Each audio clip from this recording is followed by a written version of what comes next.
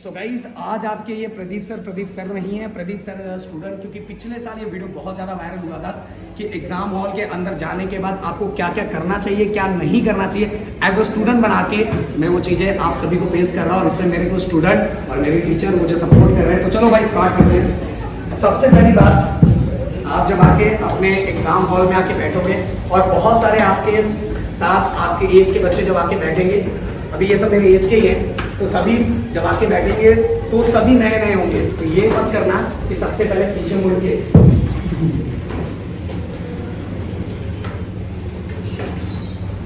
देखना नहीं। सो भाई अगर आप ऐसा करोगे तो सबसे पहली बात टीचर के नज़र में आप पहले ही आ जाओगे। तो पहली बात ये गलती नहीं करना है, नहीं तो टीचर अगर कोई स्ट्रिक्ट टीचर होंगी पहले ही समझ जाएंगे कि पहले से ही चीटिंग के फुल मूड में है।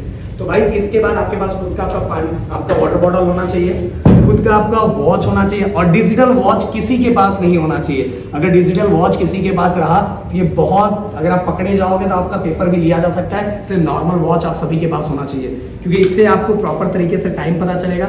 और जैसे ही आप क्लासरूम के अंदर आ रहे हो, सबसे पहले क्या करो पता है, अपने जेब को खुद चेक करो। तो मैं चाहता हूँ सभी दोस्तों अपने जेब को चेक कर लो, आपके जेब में कुछ है कि नहीं है। क्योंकि कभी कभार क्या होता है कि जेब में कुछ चीज़ें मिल जाती है, क्योंकि आप गलती से कुछ रख चुके रहते हैं। अच्छा मेरे जेब में है। और अगर आप अपना बेंच भी चेक कर लो,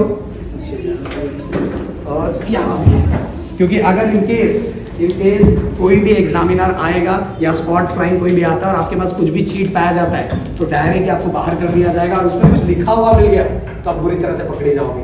तो ये मैं कागज मैं टीचर को दे देता हूँ। टीचर गुस्सा बहुत ईमानदारी से ले लेंगी, पर अगर यही कागज मैं बाद में दूंगा पेपर आंसर शीट मिलने के बाद तो मेरे पे बहुत बड़ा एक्शन हो सकता है।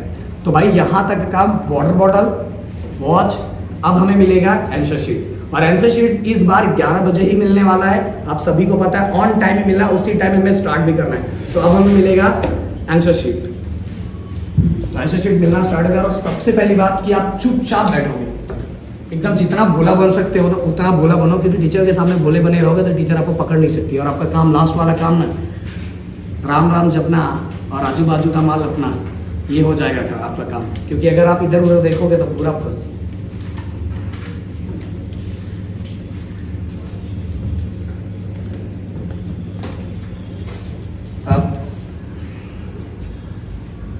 What happened?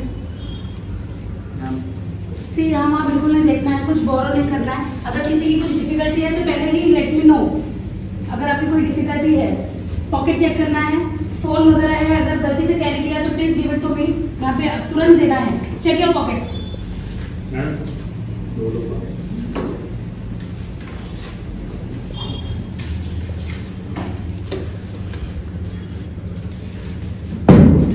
सो गाइस यहाँ एक मेरे से गड़बड़ हो गया था। वो गड़बड़ ये हुआ था कि मैं अपना पेन और पॉल्स लेके नहीं आया था, इसलिए मुझे, क्योंकि ऑन वीडियो ये चीज़ें करनी पड़ी। और बिल्कुल आप ये नहीं करना, ये बिल्कुल नहीं करना, नहीं तो स्ट्रिक्टली का टीचर, जैसा भी टीचर का नज़र नहीं था, टीचर ने मुझे देखा ही नहीं कि मैंने क्या किया। और वो जो मेरे बाजू में XYZ, और गर्ल्स का तो बिल्कुल कुछ मत लेना, नहीं तो गर्ल्स खड़ी हुई तुरंत आपका रिपोर्ट कर देती है और बिल्कुल आप बाहर जाओगे। या हो सकते हैं ये लोग मुझे पहचानते हुए या मैं बहुत फेमस हूँगा, इसीलिए उन्होंने मुझे कुछ नहीं बोला। तो इस पाउच के अंदर पेन आप सभी के पास एक ही किस्म के 2-3 पेन होने चाहिए और जनरली बॉल पेन होना चाहिए। आप सभी को बताना चाहूंगा बॉल पेन होना चाहिए। जेल पेन बिल्कुल यूज नहीं करना है, बिल्कुल भी यूज नहीं करना है, बॉल पेन होना चाहिए।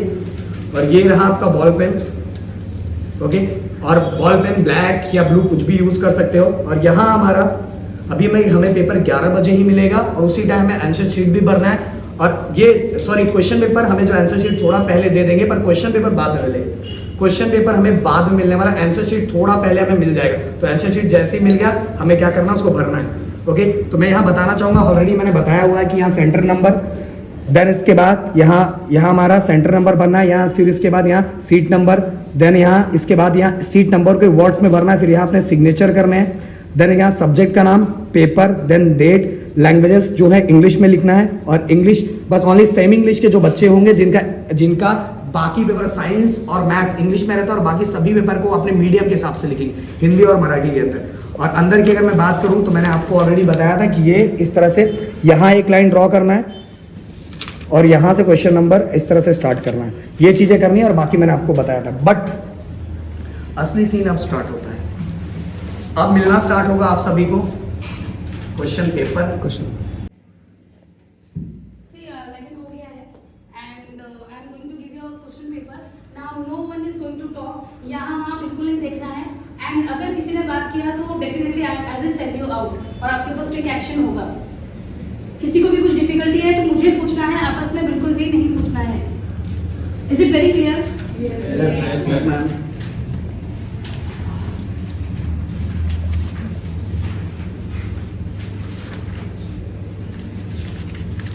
सो गाइस देखो यहाँ एक ही गड़बड़ हो रहा है। गड़बड़ क्या हो रहा है पता है, ज्यादातर बच्चे को मिले और सभी बच्चे अगर कैमरा घुमाना चाहेंगे तो सभी बच्चे क्वेश्चन पलट पलट के ऐसे देखे जा रहे हैं। आप देखो अगर कैमरा घुमाओगे तो सभी बच्चे ऐसे ही कर रहे हैं कि वो पीछे पेज पलट पलट के क्वेश्चन पेपर को इस तरह से देख रहे हैं, जो सबसे बड़ा मिस्टेक है। मैं आप सभी को बताना चाहूंगा कि जब भी आपको क्वेश्चन पेपर मिले तो क्वेश्चन पेपर के स्टार्टिंग से क्वेश्चन नंबर 1 को ही देखो, पीछे पलट के मत देखो, क्योंकि इनकेस पीछे की कुछ चीजें आती नहीं होगी और पहले टेंशन आना स्टार्ट होगा। जैसे बहुत सारे मेरे दोस्त जो बैठे हुए उनको टेंशन आना स्टार्ट हो गया होगा, और क्योंकि उन्होंने पीछे पेज पलट के देख लिया है, क्योंकि हो सकता है पीछे के क्वेश्चंस बड़े होते हैं वो आता नहीं, इसलिए स्टार्टिंग का सीक्वेंस वाइज करना है। क्वेश्चन नंबर 1 क्वेश्चन नंबर के सभी क्वेश्चंस लिखने हैं, फिर क्वेश्चन नंबर 2 उसके सभी क्वेश्चंस लिखने अगर आता है तो, अगर नहीं आता है तो डायरेक्ट क्वेश्चन नंबर 2 के बाद डायरेक्ट क्वेश्चन 3, तो ये सीक्वेंस वाइज करना है। तो अब हम स्टार्ट करते हैं।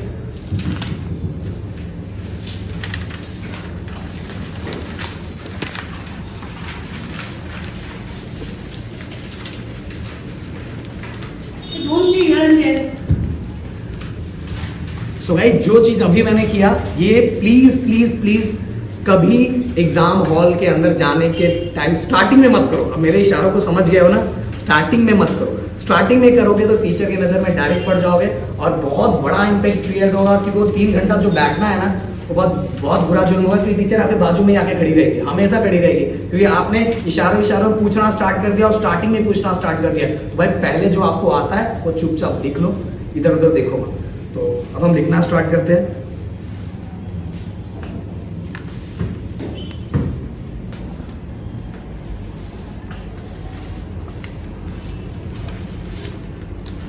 देन इसके बाद मैं बताना चाहूंगा कि जैसे यहाँ क्वेश्चन नंबर 1 है, क्वेश्चन नंबर 1 में 1 2 3 then 4 then 5 okay up to जितना भी क्वेश्चन, ऐसे क्वेश्चन मैंने जस्ट एक फॉर्मेलिटी लिया, मतलब एक फॉर्मेट लिया हुआ है। तो मान लो 6, यहाँ 6 क्वेश्चन है, 6 के बाद ये क्वेश्चन नंबर 1 खत्म हो गया तो मैंने यहाँ कैसा ले लिया, ये मैंने डबल लाइन ले ली।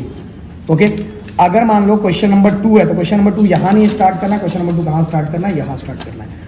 तो भाई इतनी सारी चीज़ें।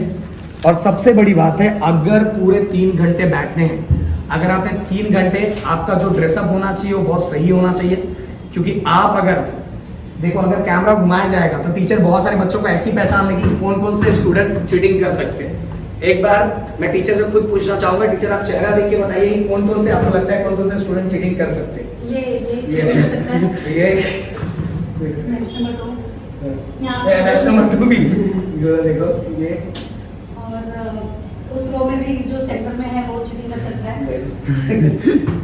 तो भाई चेहरे से बहुत कुछ चीजें बयां हो जाती है, इसलिए मैं आप सभी को बोल, टीचर मेरा नाम इसलिए नहीं ली क्योंकि इस समय मैं पूछ रहा हूँ, मैं तो टीचर मेरा भी नाम लेती, क्योंकि जैसा इस समय मेरा हाल है तो टीचर जरूर बोलती, पर इसके वजह से थोड़ा अलग माहौल चला जाता है। तो भाई इसीलिए ड्रेसअप और आपके पास सब चीज़ आपकी खुद की होनी चाहिए। अगर इस तरह से आपने चीज़ें की तो भाई आपका एग्जाम बहुत अच्छा जाना चाहिए। और मैं सभी स्टूडेंट को बोलना चाहता हूँ कि मेरे सभी स्टूडेंट को आप क्या बोलोगे लास्ट में, क्योंकि एग्जाम, क्योंकि आप बच्चों का एग्जाम हो चुका है, मेरे ये स्टूडेंट है। तो गाइस लास्ट में हम सभी को हमारी आपकी तरफ से और मैडम की तरफ से क्या है, और पेपर लिख के आना और पेपर फाड़ के मत आना, पेपर छाप के भी मत आना।